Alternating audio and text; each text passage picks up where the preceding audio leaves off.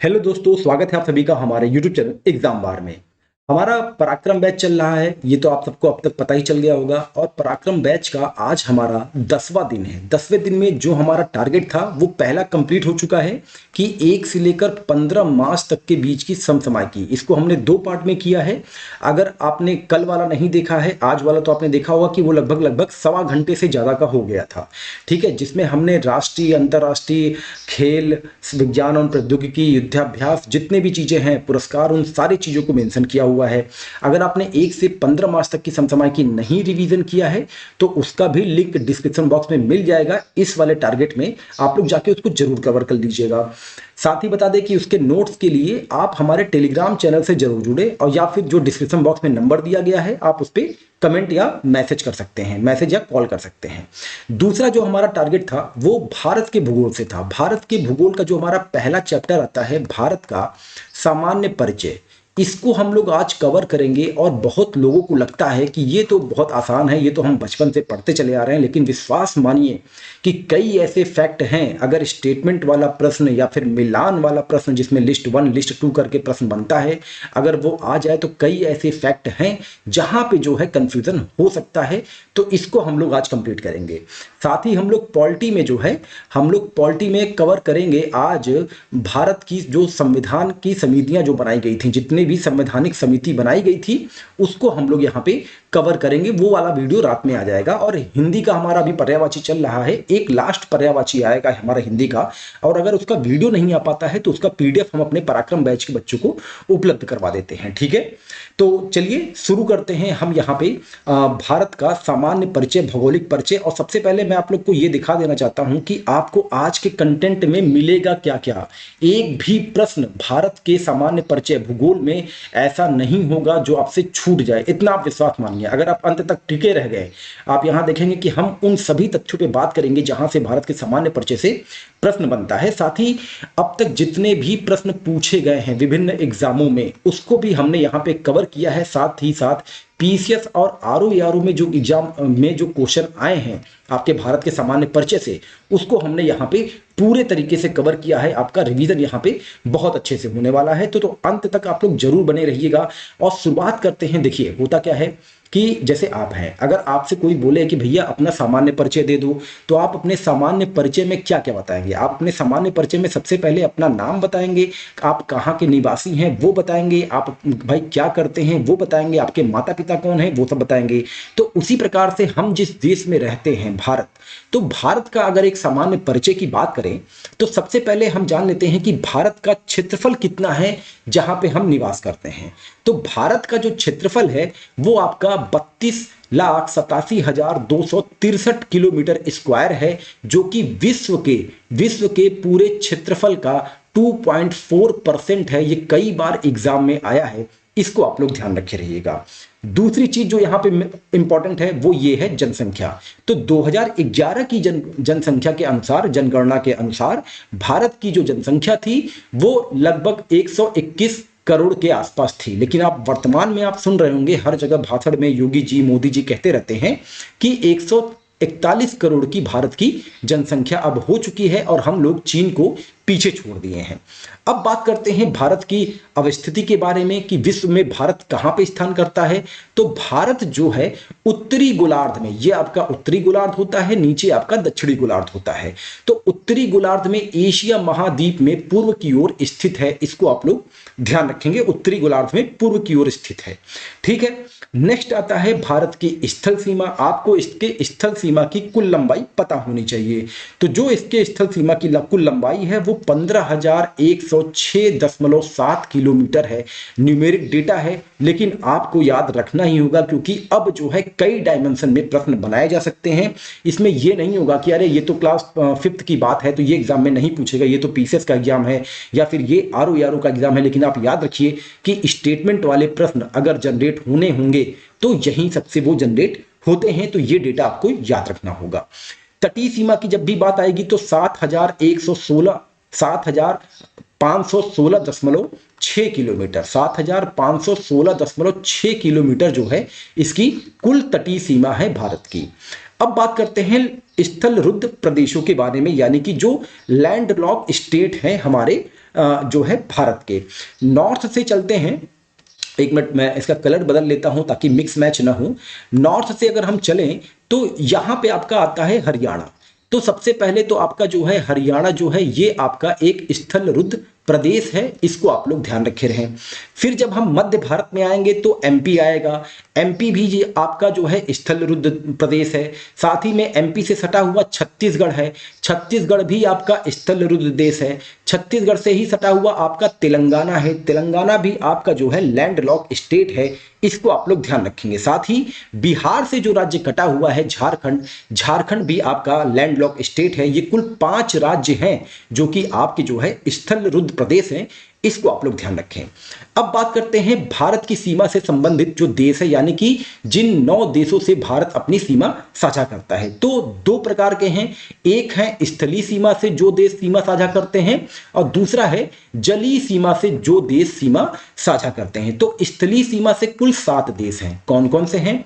यहां पे आपका पड़ता है पाकिस्तान, ऊपर आपका लद्दाख से सटा हुआ है अफगानिस्तान, ठीक है, अफगानिस्तान एएफ कर देते हैं।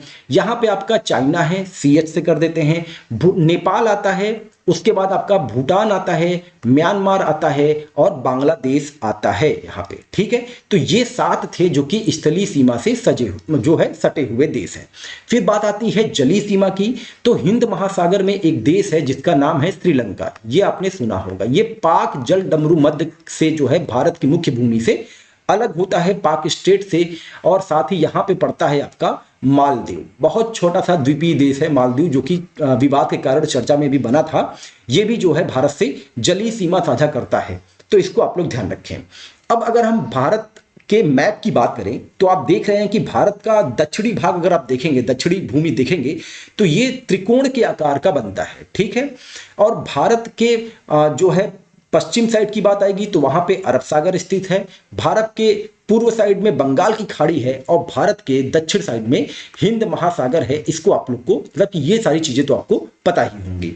अब बात करते हैं जहां से एक प्रश्न जनरेट होता है, वो प्रश्न ये है कि भारत का उत्तरी बिंदु कौन सा है। तो बता दें कि भारत का जो उत्तरी बिंदु है, जो सबसे उत्तरी बिंदु है, उसके बाद भारत की सीमा समाप्त हो जाती है, उसका नाम है इंदिरा कॉल।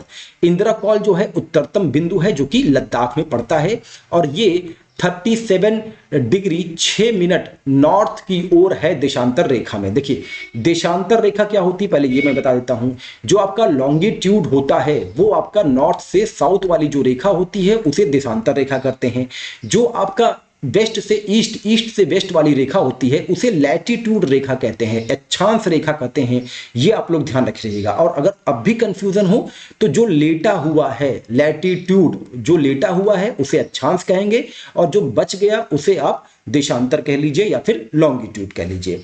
तो आपका उत्तरी बिंदु क्या हो गया? इंदिरा कॉल हो गया। उसका मैंने बता दिया कि वो 37 डिग्री 6 मिनट नॉर्थ देशांतर रेखा पे ये स्थित है।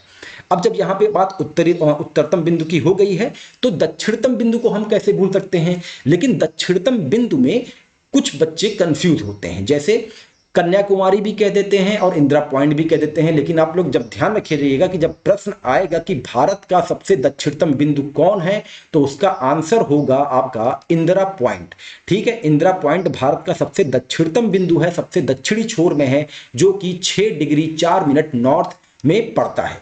वहीं अगर आएगा कि भारत भूमि का, ये शब्द आप ध्यान रखे रहिएगा कि भारत भूमि का दक्षिणतम बिंदु कौन है तो उसका आंसर होगा कन्याकुमारी में स्थित केप केमोरिन, ठीक है, जो कि 8 डिग्री 4 मिनट नॉर्थ में स्थित है। इसको आप लोग ध्यान रखे रहें।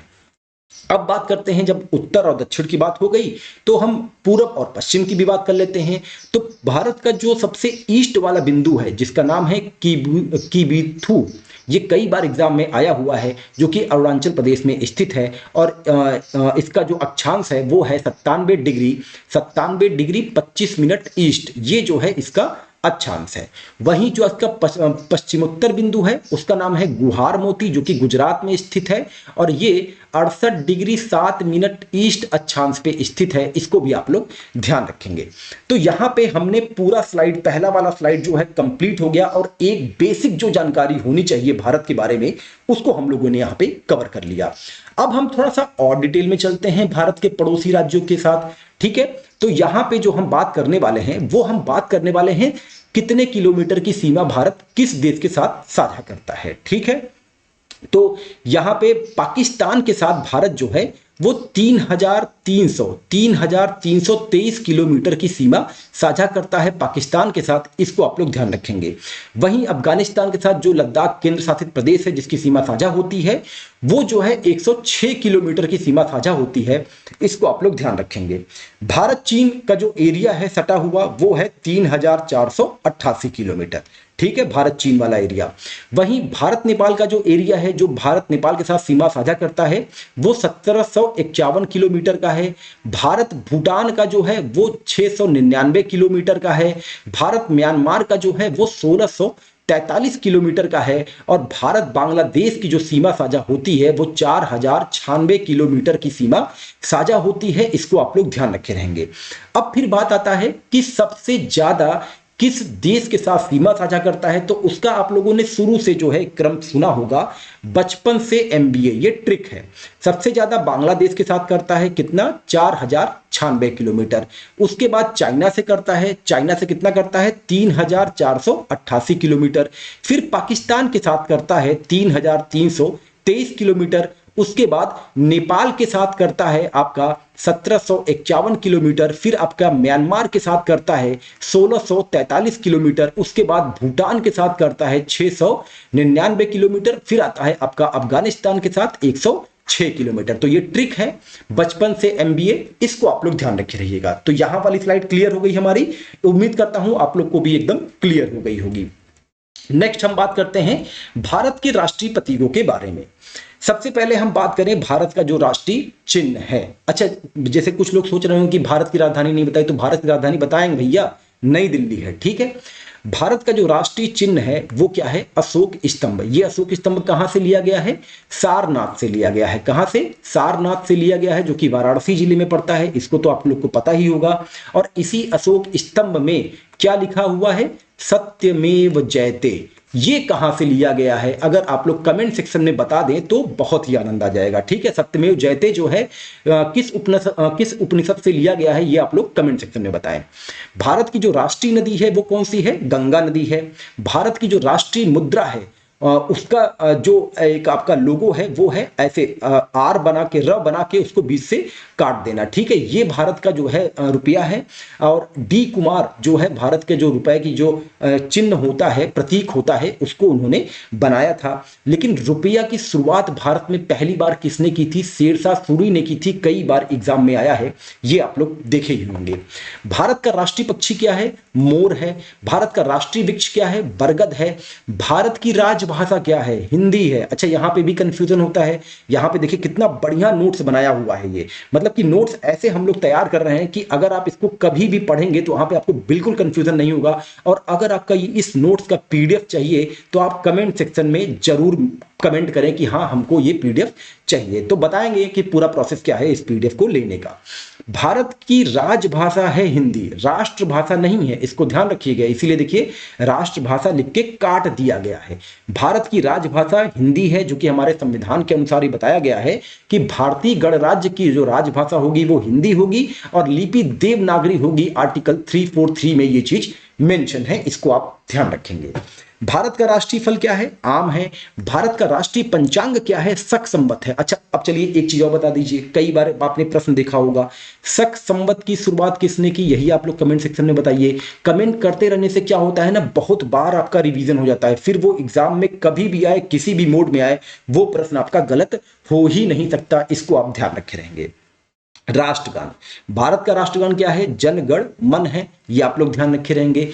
राष्ट्रीय ध्वज क्या है, भारत का तिरंगा है, सबको पता है, ऊपर केसरिया होता है, बीच में व्हाइट और नीचे हरा रंग होता है और साथ में अशोक चक्र होता है, ये आप लोग ध्यान रखे रहें। राष्ट्रीय गीत क्या है भारत का, वंदे मातरम है। राष्ट्रीय खेल क्या है भारत का, हॉकी है। राष्ट्रीय पुष्प क्या है, कमल है। राष्ट्रीय पशु क्या है, बाघ है। राष्ट्रीय जलीय जीव क्या है, डॉल्फिन है। और राष्ट्रीय विरासत पशु कौन सा पशु है, हाथी है, जिसको 2010 में बनाया गया था। साथ ही बता दें कि हाथी संरक्षण परियोजना जो है ये 1992 में शुरू की गई थी। अब बात आती है राष्ट्रीय स्मारक की। तो भारत का राष्ट्रीय स्मारक कहाँ है? इंडिया गेट है। इंडिया गेट क्या है एक्चुअली? जो आपका प्रथम विश्व युद्ध हुआ था, जो प्रथम विश्व युद्ध हुआ था आपका 1914 से लेकर 1919 के बीच में चला था, उसमें जो हमारे सैनिक शहीद हुए थे उनकी याद में ये बनाया गया है, और इसके शिल्पकार जो थे वो एडविन लुटियंस थे। इसको आप लोग ध्यान रखे रहिएगा, ठीक है। ये वाला स्लाइड भी आपको पूरी तरीके से क्लियर हो गया। बहुत से फैक्ट ऐसे हैं जो एग्जाम में आप लोगों ने कई बार देखे भी होंगे। अब हम बात करते हैं, जब यहां पे भारत के सामान्य परिचय की बात हो रही है तो भैया भारत के कुछ राज्य भी हैं। भारत के 28 राज्य हैं और 8 केंद्र शासित प्रदेश हैं, तो इनकी राजधानियां भी हमको याद होनी चाहिए। तो हम शुरुआत करेंगे नॉर्थ से। नॉर्थ में सबसे पहले केंद्र शासित प्रदेश हमारा आएगा लद्दाख। लद्दाख की राजधानी क्या है? लेह है। और जम्मू कश्मीर की राजधानी क्या है? श्रीनगर है। फिर हम जम्मू कश्मीर और लद्दाख से जब हम नीचे बढ़ेंगे तो आएगा आपका हिमाचल प्रदेश। हिमाचल प्रदेश की राजधानी क्या है? शिमला है। फिर हम पंजाब की ओर मूव करेंगे तो पंजाब की राजधानी चंडीगढ़ है, और चंडीगढ़ 2 राज्यों की राजधानी है, हरियाणा और पंजाब की, और साथ ही ये एक केंद्र शासित प्रदेश भी है, इसको भी आपको ध्यान रखना है। उत्तराखंड की राजधानी देहरादून है। उत्तर प्रदेश की राजधानी लखनऊ है, जहां जो है हम रहते हैं उत्तर प्रदेश में, प्रयागराज में यहाँ पे रहते हैं, यहाँ पे आपका प्रयागराज है, ठीक है। फिर हम जब उत्तर प्रदेश से ईस्ट की ओर मूव करेंगे तो आएगा आपका बिहार। बिहार की राजधानी क्या है? पटना है। बिहार से ही कट के अलग हुआ है एक राज्य जिसका नाम है झारखंड। झारखंड की राजधानी रांची है। झारखंड से हम ईस्ट की ओर बढ़ेंगे, आएगा हमारा वेस्ट बंगाल, ममता दीदी का बंगाल, जहां की राजधानी कलकत्ता है। अब हम बढ़ते हैं नॉर्थ ईस्ट की तरफ, जो कि लगातार चर्चा का केंद्र बना हुआ रहता है। सिक्किम। सिक्किम आप देख रहे हैं कि ये जो है नेपाल से, भूटान से और आपका चीन से, तीनों देशों से ये सीमा साझा कर रहा है। तो सिक्किम की राजधानी क्या है? गैंगटोक है। फिर हम सिक्किम से आगे बढ़ेंगे, असम की ओर आएंगे, जो है असम की राजधानी क्या है? दिसपुर है। असम के नीचे की ओर बढ़ेंगे दक्षिण की तरफ तो आएगा हमारा मेघालय, जो कि बांग्लादेश से सीमा साझा करता है, इसकी राजधानी है शिलोंग। असम से हम जब नॉर्थ और ईस्ट की ओर बढ़ेंगे तो आता है हमारा अरुणाचल प्रदेश, उसकी राजधानी है ईटानगर। फिर हम अरुणाचल प्रदेश से जब हम साउथ की ओर बढ़ेंगे तो आएगा हमारा नागालैंड, और ये सारे के सारे जो है म्यांमार से सीमा साझा करते हैं। नागालैंड की राजधानी कोहिमा है। मणिपुर की राजधानी इम्फाल है। मणिपुर लगातार चर्चा का केंद्र बना रहता है। मिजोरम की राजधानी आइजोल है। त्रिपुरा, जो कि तीनों ओर से बांग्लादेश से घिरा हुआ है, इसकी राजधानी क्या है? अगरतला। तो ये हमने नॉर्थ ईस्ट के सारे राज्य और उनकी राजधानी देख ली। अब यहां पे हम बढ़ते हैं मध्य भारत की ओर। मध्य प्रदेश की राजधानी क्या है? भोपाल है। पश्चिम की ओर आएंगे तो आएगा आपका राजस्थान। राजस्थान की राजधानी क्या है? जयपुर है। गुजरात, मोदी जी का जो स्टेट है, उसकी राजधानी क्या है? गांधीनगर है। अब आते हैं हम दक्षिण की तरफ। यहाँ पे आपका जो है मध्य प्रदेश से जो अलग हुआ राज्य था वो है छत्तीसगढ़। छत्तीसगढ़ की राजधानी है रायपुर। फिर जब हम छत्तीसगढ़ से आपका ईस्ट की ओर बढ़ते हैं तो आता है उड़ीसा, और उड़ीसा की राजधानी है भुवनेश्वर। इसको आप लोग ध्यान रखे रहेंगे। अब हम यहाँ पे महाराष्ट्र की बात कर देते हैं तो महाराष्ट्र की राजधानी है मुंबई, और महाराष्ट्र और गुजरात के बीच में ही एक केंद्र शासित प्रदेश आता है जिसका नाम है दादर नगर हवेली और दमन दीव। पहले ये दोनों अलग अलग हुआ करते थे, लेकिन बाद में इनको मिलाकर एक केंद्र शासित प्रदेश बना दिया गया है जिसकी राजधानी है दमन। ये आप ध्यान रखेंगे। महाराष्ट्र से दक्षिण की ओर बढ़ेंगे तो छोटा सा राज्य आता है, बहुत ही मनचाहा राज्य है जहां सभी जाना चाहते हैं, गोवा। उसकी राजधानी है पणजी। ये आप ध्यान रखें। फिर हम आते हैं साउथ की तरफ, कर्नाटका पड़ता है। कर्नाटका की राजधानी बेंगलोर है। अब बात कर लेते हैं हम तेलंगाना की। तेलंगाना की राजधानी है हैदराबाद। और तेलंगाना और आंध्र प्रदेश, पहले ये पूरा आंध्र प्रदेश था, फिर तेलंगाना और आंध्र प्रदेश 2014 में 2 अलग अलग राज्य बन गए थे। तो आंध्र प्रदेश की राजधानी क्या है? अमरावती। ये आप ध्यान रखेंगे। जब आप कर्नाटक से नीचे बढ़ेंगे साउथ की तरफ तो आपका एक जो है पुदुचेरी, पुदुचेरी का एक जिला आएगा, ठीक है। पुदुचेरी एक केंद्र शासित प्रदेश है जिसमें 4 जिले शामिल हैं। आपका यमन आता है, आपका पुदुचेरी आता है, करिकल आता है और माहे आता है, ठीक है। ये भी आप लोग ध्यान रखे रहेंगे। नेक्स्ट हम बात करते हैं आपका, जब आप माहे से साउथ की ओर बढ़ेंगे तो आपका आएगा केरल। केरल की राजधानी क्या है? तिरुवनंतपुरम है। इसको आप लोग ध्यान रखेंगे।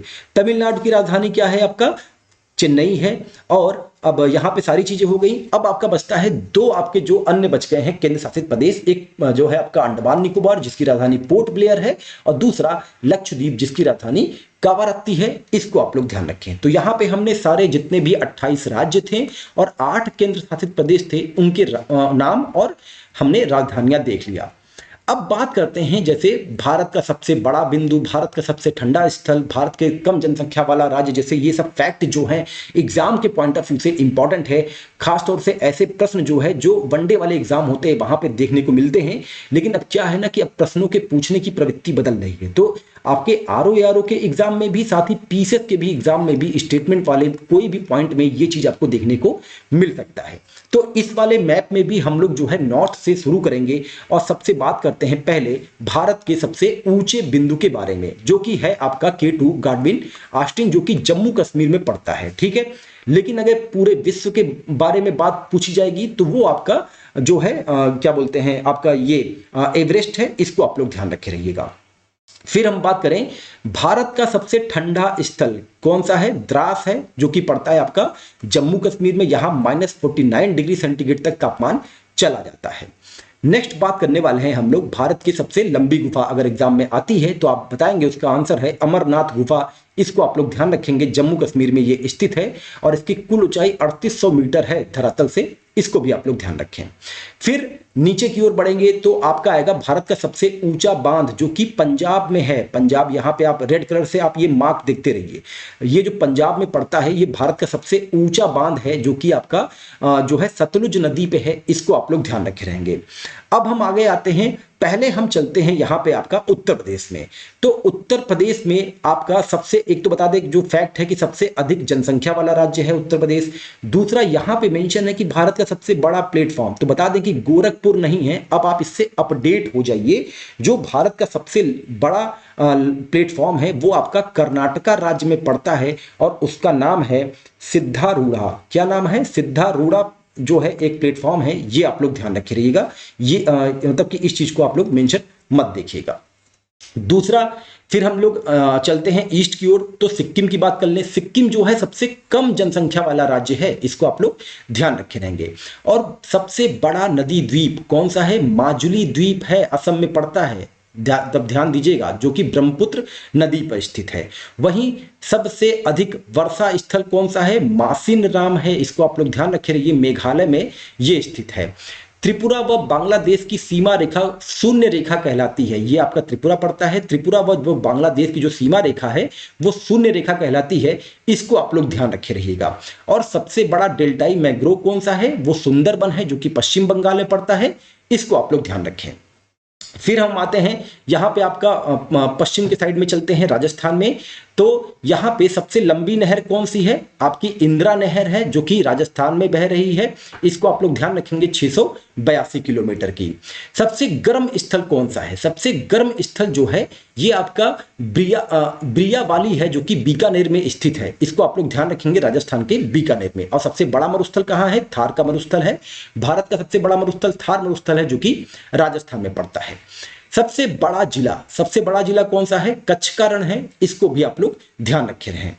फिर बात आती है सबसे लंबी तट रेखा किस राज्य की है, तो गुजरात की है। लेकिन यहां पे ये भी आपको ध्यान रखना है कि अगर पूछेगा कि सबसे लंबी तट रेखा केंद्र शासित प्रदेश में किसकी है, यूटी में किसकी है, तो वो अंडमान और निकोबार की है, इसको भी आप लोग ध्यान रखे रहेंगे। फिर आता है सबसे छोटा राज्य कौन सा है, गोवा है आपका। सबसे ऊंचा जलप्रपात, ये पढ़ा होगा आपने, एग्जाम में आया भी था पीसीएस के, सबसे ऊंचा जलप्रपात कौन सा है, वाटरफॉल कौन सा है, तो कुंचिकल जलप्रपात है, जो कि आपका बराही नदी पे है, इसको आप लोग ध्यान रखेंगे, कर्नाटक में। सबसे छोटा जिला कौन सा है, माहे है, जो कि पुदुचेरी में पड़ता है। उसके बाद सबसे लंबा बीच ये जो है आपका चेन्नई में पड़ता है, जिसका नाम है मरीना बीच, ये 13 किलोमीटर लंबा है, इसको आप लोग ध्यान रखे रहें। सबसे बड़ा खारे पानी की झील कहाँ है, उड़ीसा में है, जिसका नाम है चिल्का झील, कई बार आप लोगों ने एग्जाम में देखा होगा। सबसे लंबा बांध कौन सा है, ये आपका जो है हीराकुंड बांध है उड़ीसा का, जो कि महानदी नदी पे पड़ता है, इसको भी आप लोग ध्यान रखे रहें। सबसे लंबी नदी कौन सी है, गंगा नदी है, भारत की 2525 किलोमीटर की ये सबसे लंबी नदी है, इसको आप लोग ध्यान रखे रहें। सक्रिय ज्वालामुखी भारत का कौन सा है? बैरन द्वीप पे है, अंडमान निकोबार में, इसको आप लोग ध्यान रखें। सबसे लंबी समुद्री द्वीप जो है वो मध्य अंडमान की होती है, अंडमान निकोबार में, ये आप लोग ध्यान रखेंगे। सबसे दक्षिणतम बिंदु हमने बता ही दिया, इंदिरा पॉइंट था। तो यहां पे आप लोगों ने भारत का सबसे ऊंचा, सबसे लंबा, ऐसे करके जितने भी फैक्ट आते हैं वो सारी चीजें यहां पे कवर कर ली। सबसे बड़ी मीठे पानी की झील ये कौन सी है? ये आपका वुलर झील है, जम्मू कश्मीर पड़ती है, ये चीज छूट रहा था, तो ये भी आप लोग यहां पे कवर कर लिए हैं। ठीक है। और सबसे बड़ा राज्य तो राजस्थान है, ये आपको पता ही होगा। तो यहां पे हम केवल सामान्य परिचय के बारे में बात कर रहे हैं। सबसे लंबा प्रायद्वीप कौन है? दक्कन का प्रायद्वीप है, इसको भी आप लोग ध्यान रखे रहेंगे। तो ये वाली स्लाइड भी पूरी की पूरी मेरी मतलब मैं ये आशा कर रहा हूं कि आप लोग को समझ में आ गया होगा। और अगर आपको इसका पीडीएफ चाहिए तो आप कमेंट सेक्शन में बताएं कि हाँ सर मुझे इसका पीडीएफ चाहिए। ठीक है। नेक्स्ट पॉइंट पे बात करेंगे हम यहाँ पे PYQ, भारत के सामान्य परिचय से आए हुए प्रश्न। ठीक है, बहुत इंपॉर्टेंट, ये यहां पे आपका रिवीजन होने वाला है। तो एक प्रश्न आया था, क्षेत्रफल की दृष्टि से भारत विश्व में कौन सा स्थान रखता है? तो सातवां स्थान रखता है, सातवां स्थान रखता है। और जो है भारत जो है पूरे विश्व का 2.4% भौगोलिक क्षेत्रफल रखता है अपने पास, ये आप लोग ध्यान रखेंगे। अच्छा, मेरा ही एक ग्रुप है जिसमें एक आध दो बच्चों को जो है कंफ्यूजन हो रहा था कि भैया USA बड़ा है कि चाइना बड़ा है। ठीक है, इसमें जो है उनको कंफ्यूजन हो रहा था, जबकि ये क्लास 6 से हम लोग पढ़ते चले आ रहे हैं। ठीक है, तो यहां पे कंफ्यूजन बिल्कुल नहीं होना चाहिए। सबसे बड़ा जो देश है वो आपका रसिया है, रसिया के बाद आपका आता है कनाडा, कनाडा के बाद आपका आता है यूएसए में अलास्का वाला भी भाग आता है, इसको आप लोग ध्यान रखे रहेंगे। यूएसए के बाद आता है आपका चीन, चीन के बाद आता है आपका ब्राजील, ब्राजील के बाद आता है आपका ऑस्ट्रेलिया देश, और ऑस्ट्रेलिया के बाद आता है अपना भारत, और अपने भारत के बाद आता है अर्जेंटीना। ठीक है, तो ये क्रम है, कम से कम ये बेसिक चीज है, इसको तो आपको पता ही होना चाहिए। फिर एक बार भारत की जनसंख्या से प्रश्न आया था कि भारत की जनसंख्या विश्व की जनसंख्या के कितने प्रतिशत है? तो 17.5% है, इसको आप लोग ध्यान रखे रहेंगे। ठीक है। फिर एक प्रश्न आया था कि 2011 की जनगणना के अनुसार भारत में कितने गांव हैं? तो वो जो गांव हैं वो हैं 6,40,932 गांव हैं, इसको आप लोग ध्यान रखे रहेंगे। फिर आया था भारत का भौगोलिक क्षेत्रफल कितने मिलियन वर्ग किलोमीटर है? तो उसका आंसर था 3.28 मिलियन वर्ग किलोमीटर। एक मिलियन में 10 लाख होते हैं, ये तो पता ही होगा आपको। ठीक है, तो 3.28 मिलियन वर्ग किलोमीटर क्षेत्रफल है भारत का भौगोलिक, इसको आप लोग ध्यान रखेंगे। फिर एक प्रश्न आया था कि भारत में कितने राज्य और केंद्र शासित प्रदेश हैं? तो 28 राज्य और 8 केंद्र शासित प्रदेश हैं। इसमें भी बच्चे कंफ्यूज होते हैं, तो इसको आप लोग ध्यान रखेंगे। 28 राज्य जब आपको याद होगा ना, तो जहां पे देखिए 28 में 2 और 8 आता है, तो जहां पे 8 खत्म हो रहा है तो वहीं पे 8 केंद्र शासित प्रदेश लगा दीजिएगा। मतलब कि ये मैं बता रहा हूं कि अगर किसी को कंफ्यूजन हो तो यहां से ऐसे क्लियर कर लें। ठीक है। सिक्किम से गुजरने वाला अक्षांश राजस्थान से भी होकर गुजरता है। तो प्रश्न था कि सिक्किम से गुजरने वाला अक्षांश निम्नलिखित में से किस राज्य से भी होकर गुजरता था? विकल्प में आपके महाराष्ट्र, बिहार, ये सब भी थे, तो राजस्थान से होकर गुजरता था। ये आपका सिक्किम है, ये आपका राजस्थान वाला एरिया है, तो यहां से होकर गुजरता है।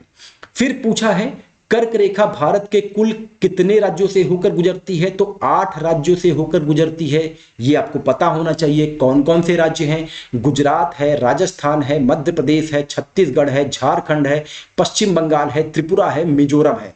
मतलब देख रहे हैं इस पूरे पीडीएफ में सामान्य ज्ञान के परिचय के साथ साथ आपका पूरा PYQ भी कंप्लीट है, यानी कि आपको कहीं कुछ दूसरा पढ़ना ही नहीं है। अगर आपने यही केवल 8 पन्ने कवर कर लिए तो आपका भारत के भूगोल से एक टॉपिक कवर हो जाएगा। इसी कर्क रेखा को एक नदी है जिसका नाम है माही नदी, ये 2 बार काटती है, इसको आपको ध्यान रखना है। कर्क रेखा क्या होता है? 23.5 डिग्री जो होता है, इसको जो है हम लोग 23.5 डिग्री अक्षांश को जो है हम लोग कर्क रेखा के नाम से जानते हैं। और एक प्रश्न और आता है कि कर्क रेखा के निकटतम कौन सा शहर या राजधानी है? तो बता दें कि गांधीनगर जो गुजरात की राजधानी है वो कर्क रेखा के निकटतम राजधानी है, जिसका अक्षांश जो है 23 डिग्री 19 मिनट है। ये आप लोग ध्यान रखे रहेंगे, यानी कि कर्क रेखा से और गांधीनगर की और कर्क रेखा के जो अक्षांशों का जो अंतर है वो केवल 11 मिनट का है। ठीक है, तो ये सबसे निकटतम है। साथ ही जो ऑप्शन में दिए थे, जबलपुर भी ऑप्शन में था, वो जो है 23.11 नॉर्थ में पड़ता है। कोलकाता भी ऑप्शन में था, वो जो है 22.5 नॉर्थ इसका जो है अक्षांश पड़ता है, लेकिन सबसे निकटतम जो है वो गुजरात की राजधानी गांधीनगर है। इसको आप लोग ध्यान रखेंगे। कर्क रेखा भारत को लगभग 2 बराबर भागों में विभाजित करती है, इसको तो आपको पता ही होगा। कर्क रेखा के उत्तर में स्थित कौन सा राज्य है? तो वो था मणिपुर। देखिए, नॉर्थ ईस्ट में जो कर्क रेखा काटती है वो मिजोरम त्रिपुरा है, ठीक है, लेकिन मणिपुर को नहीं काटती है। तो कर्क रेखा के उत्तर में कौन सा राज्य स्थित था? तो विकल्प के अनुसार जो है मणिपुर उसका आंसर था। ये आप लोग ध्यान रखे रहेंगे, ठीक है। फिर एक आता है प्रश्न, पीवाईक्यू का प्रश्न है कि 10 दिन की अवधि अधिकतम, दिन की अवधि, सॉरी ये 10 नंबर है, इसको भी मैंने रीड कर लिया। दिन की अवधि जो है अधिकतम किस जो है महीने में किस डेट को होती है? तो 21 जून को जो है हमारा दिन जो है वो सबसे लंबा होता है। इसको आप लोग ध्यान रखेंगे। फिर एक प्रश्न आया था कि 1 डिग्री देशांतर घूमने में पृथ्वी को कितने मिनट लगते हैं? तो 4 मिनट लगते हैं। ये आप ध्यान रखे रहिएगा। देखिए, 24 घंटे होते हैं, 24 घंटे में 1440 मिनट होते हैं। अब चूंकि पृथ्वी आपका गोल है तो 360 डिग्री घूमेगा, तो 1440 को अगर आप 360 से डिवाइड कर देंगे तो आपका 4 मिनट आ जाएगा, ठीक है। और 15 डिग्री देशांतर जो है वो 1 घंटे के बराबर होता है। तो इसीलिए कहा जाता है, जैसे जो आपका ये अरुणाचल है, अगर अरुणाचल प्रदेश में मान लीजिए 5 बजे सूर्योदय हो रहा है तो आपके जो ये गुहार मोती है यहाँ पे 7 बजे दिखाई देगा। 2 घंटे का अंतर होता है। इसको आप लोग ध्यान रखे रहिएगा। ये प्रश्न पहले भी पूछा गया है। फिर एक प्रश्न था, भारत मानक समय की जो यामोत्तर रेखा है वो कितने राज्यों से होकर गुजरती है? तो उसका उत्तर है 5 राज्यों से भैया। उत्तर प्रदेश, मध्य प्रदेश, छत्तीसगढ़, आंध्र प्रदेश, उड़ीसा से आपकी 82.5 डिग्री जो लाइन है ये गुजरती है। इसको आप लोग ध्यान रखे रहेंगे, ठीक है। और ये जो है उत्तर प्रदेश के मिर्जापुर और नैनी प्रयागराज से गुजरती है। इसको भी आपको ध्यान रखना है, जिसको इंडियन स्टैंडर्ड टाइम भी, IST भी कहा जाता है। तो ये स्लाइड से हमने यहाँ पे सारी चीजें, जितने भी पीवाईक्यू थे उसको हमने कवर कर लिया है। इतना आपको समझ में आ गया होगा। अब नेक्स्ट स्लाइड की बात करते हैं। तो यहाँ पे प्रश्न आया था कि इंडियन स्टैंडर्ड टाइम और ग्रीनविच मीन टाइम के बीच में अंतर कितने का है? तो 5.5 घंटे का अंतर है। इसको आप लोग ध्यान रखे रहिएगा। फिर आया था सुदूरस्थ दक्षिणी बिंदु, ये कौन सा है? तो ये जो है आपका इंदिरा पॉइंट है। इसको मैंने अभी बता ही दिया है। अब अंडमान के बारे में बता दें कि अंडमान जो है उत्तरी अंडमान, मध्य अंडमान, छोटा अंडमान, ये 3 अंडमान में ये बटा हुआ है। आपका इंदिरा पॉइंट जो है ये आपका ग्रेट निकोबार में स्थित है। इसको आप लोग ध्यान रखे रहें, कभी कभी एग्जाम में ये भी चीज मेंशन हो जाती है। फिर आपके हम बात कर लेते हैं जो भारत सटे हुए देश हैं उनके और भारत के बीच में जो रेखाएं हैं। डुरंड रेखा जो है वो भारत और अफगानिस्तान सीमा के बीच में है, ये कई बार एग्जाम में आया है। रेड क्लिफ रेखा ये भारत और पाकिस्तान के बीच में है। और आपका मैकमोहन रेखा ये भारत और चीन के बीच में स्थित है। इसको आप लोग ध्यान रखे रहेंगे। 1914 में सर हेनरी मैकमोहन द्वारा इस रेखा का निर्धारण किया गया था। वहीं पाक जल डमरू मध्य जो है वो भारत और श्रीलंका के बीच में स्थित है। अच्छा, सिक्किम जो है ये 3 देश नेपाल, भूटान और चीन के साथ सीमा साझा करती है। ये प्रश्न पूछा गया है। त्रिपुरा जो है वो तीनों तरफ से बांग्लादेश से घिरा हुआ है। इसको मैंने यहाँ पे मेंशन ही कर दिया। अब यहाँ पे हम बात करते हैं कि जो देश हैं और साथ ही उससे सटे हुए जो राज्य हैं, जैसे पाकिस्तान जो है वो 5 राज्यों के साथ जो है सीमा साझा करती है। अब वो कौन कौन से राज्य और केंद्र शासित प्रदेश हैं? लद्दाख के साथ सीमा साझा करती है, जम्मू कश्मीर के साथ सीमा साझा करती है, पंजाब के साथ करती है, राजस्थान के साथ करती है और गुजरात के साथ करती है। और जिसकी कुल लंबाई जो है 3323 किलोमीटर है, जिसकी चर्चा हमने कर दी थी। अफगानिस्तान जो है वो केवल लद्दाख के साथ सीमा साझा करता है 106 किलोमीटर का। भारत और चीन ये जो है 5 राज्य और केंद्र शासित प्रदेश के साथ सीमा साझा करते हैं, जिसमें लद्दाख आपका यूटी आता है, हिमाचल प्रदेश के साथ चीन की सीमा साझा होती है, उत्तराखंड के साथ साझा होती है, सिक्किम के साथ साझा होती है और अरुणाचल प्रदेश के साथ चीन की सीमा साझा होती है। वहीं अगर भारत और नेपाल की बात आएगी तो उत्तराखंड, उत्तर प्रदेश, बिहार, पश्चिम बंगाल और सिक्किम ये 5 राज्य हैं जो कि नेपाल के साथ सीमा साझा करते हैं और कुल किलोमीटर है 1751 किलोमीटर। इसको आप लोग ध्यान रखे रहेंगे। भूटान की जब भी बात आएगी तो आप याद रखें कि भूटान के साथ सिक्किम पश्चिम बंगाल और असम, ये 3 राज्य हैं, सॉरी ये भी आपका अरुणाचल प्रदेश, ये 4 राज्य हैं जो कि भूटान के साथ सीमा साझा करते हैं और कुल 699 किलोमीटर की सीमा बनाते हैं। वहीं जब भी म्यांमार की बात आएगी तो नॉर्थ ईस्ट के 4 स्टेट हैं, अरुणाचल प्रदेश सर्वाधिक सीमा साझा करता है, उसके बाद नागालैंड, फिर मणिपुर और मिजोरम, ये 4 राज्य हैं जो कि म्यांमार के साथ 1643 किलोमीटर की सीमा साझा करते हैं। बांग्लादेश की बात आएगी तो ये 5 राज्यों के साथ सीमा साझा करता है, पश्चिम बंगाल, असम, मेघालय, त्रिपुरा और मिजोरम, जो कि कुल लंबाई जिसकी 4096 किलोमीटर की पड़ती है। तो यहां पे आप लोगों ने पूरा मतलब ये चीज कंप्लीट कर लिया कि भारत किन किन देशों के साथ सीमा साझा करता है लंबाई के साथ, और साथ ही कौन कौन से राज्य जो है सीमा साझा करते हैं भारत के विभिन्न जो देश सटे हुए हैं उनसे। और एक ट्रिक मैंने बताया था बचपन MBA, ये आपने पढ़ा ही होगा, क्षेत्रफल के हिसाब से ये सीमा साझा करने वाले देश हैं। सबसे ज्यादा बांग्लादेश है, फिर से रिपीट कर दे रहे हैं, उसके बाद चाइना है, फिर पाकिस्तान है, फिर नेपाल है, फिर म्यांमार है, फिर भूटान है, फिर अफगानिस्तान है। इसको आप लोग ध्यान रखे रहें। अब नेक्स्ट स्लाइड में कुछ एरिया है उनकी हम बात कर लेते हैं, ये भी एग्जाम में प्रश्न बन सकता है। जैसे जो आपका कच्छ का रीजन है, जो आपका गुजरात का सटा हुआ कच्छ का रीजन है, ये जो आपका उत्तर वेस्ट साइड में आता है, ये आपका कच्छ का रीजन कहलाएगा। इसको आप लोग ध्यान रखे रहिएगा। कठवाड़ वाला जो क्षेत्र है, ये अलग क्षेत्र आप लोग मैप में देख रहे हैं, जहां पे मैं मार्क कर रहा हूं, इसको आप लोग बस नजर लगाइए। ये वाला जो क्षेत्र है, ये आपका कठवाड़ वाला एरिया आता है। फिर आपका आता है कोंकण कोस्ट। कोंकण कोस्ट से एग्जाम में प्रश्न आया है, जो कि आपका महाराष्ट्र, गोवा और कर्नाटक का एरिया पड़ता है। मालाबार तट जो है, ये आपका केरल से संबंधित है। केप कोमरिन एक ऐसा स्थान है जहां पे अरब सागर, बंगाल की खाड़ी और हिंद महासागर, ये तीनों जो है यहां पे मिलते हैं। इसको आप लोग ध्यान रखेंगे। कोरोमंडल तट जो है तमिलनाडु, आंध्र प्रदेश के साथ सीमा साझा करती है, मतलब कि जो आंध्र प्रदेश और तमिलनाडु का जो तट है उसको कोरोमंडल तट के नाम से जाना जाता है। नॉर्दर्न सरकार, उत्तरी सरकार वाला जो एरिया है, ये आपका उड़ीसा और आंध्र प्रदेश वाला ये एरिया जो तटीय एरिया है, इसको उत्तरी सरकार के रूप में जानते हैं। और उत्कल प्लेन, ये जो है थोड़ा पश्चिम बंगाल और उड़ीसा का जो एरिया है उसको हम लोग उत्कल प्लेन कहते हैं। तो यहां पे आपने तट से भी जो है पूरा एक चीज मतलब कि क्या किस नाम से बुलाते हैं वो आपने कवर कर लिया।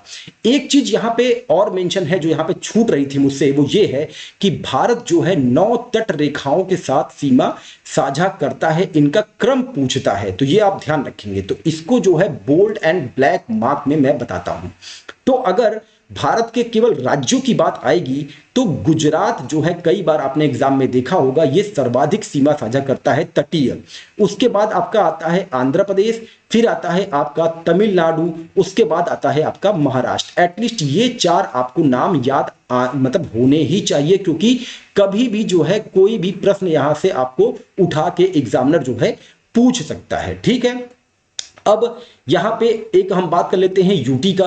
यूटी में जो सर्वाधिक सीमा साझा होती है वो अंडमान और निकोबार की सीमा साझा होती है। तो अगर भारत जो है पूछेगा कि भारत निम्नलिखित में से किस राज्य और केंद्र शासित प्रदेश का सबसे ज्यादा तटीय सीमा है, और अगर विकल्प में गुजरात और आंध्र प्रदेश दोनों हो, अंडमान निकोबार दोनों होंगे, तो आपका उत्तर जो है वो अंडमान निकोबार होगा। ये आप लोग ध्यान रखे रहिएगा। ठीक है, उसके बाद गुजरात का नंबर आता है। ठीक है, अंडमान निकोबार के बाद जो आपके क्या बोलते हैं यूटी में जो सबसे ज्यादा सीमा साझा करता है वो है आपका लक्षद्वीप। ठीक है, लक्षद्वीप के बाद दादर नगर हवेली और दमन दीव पड़ता है आपका, फिर आपका आता है पुडुचेरी। ये इसका क्रम है, इसको आप लोग ध्यान रखें।